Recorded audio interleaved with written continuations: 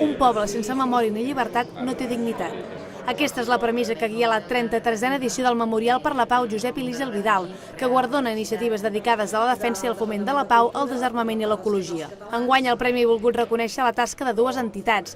D'una banda, la memòria de l'ONG Arxivers Sense Fronteres, que vetlla per preservar patrimoni documental en perill. D'entre els seus projectes destaca la recuperació de l'Arxiu Històric de Policia Nacional de Guatemala, que recull la violació de drets humans de civils i el genocidi de la població indígena de finals del segle XX. Al mateix edifici que es feien les tortures, doncs van deixar els militars, la policia, va deixar allà tota aquesta documentació amb lligalls. Clar, evidentment, si està amb lligalls i de qualsevol manera, allà no es pot trobar res.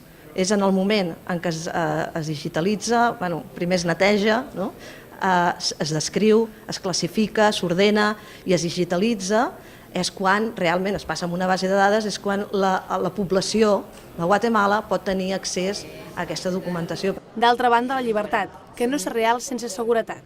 Per això la campanya Banca Armada té per objectiu denunciar les inversions de les entitats financeres de la indústria militar, exigir unes polítiques socialment responsables i sensibilitzar la població de la necessitat d'una banca ètica.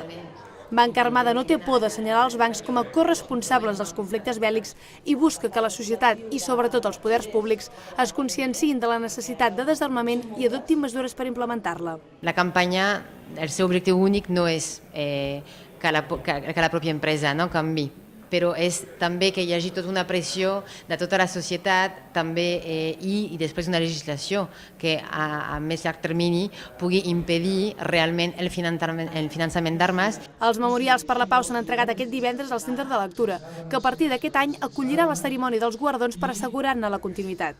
En aquesta nova edició de defensa de la pau i el respecte als drets humans, l'organització ha volgut afegir una menció especial. Un reconeixement al poble català per haver fet front a la repressió policial de l'1 d'octubre només amb l'arma de la resistència pacífica.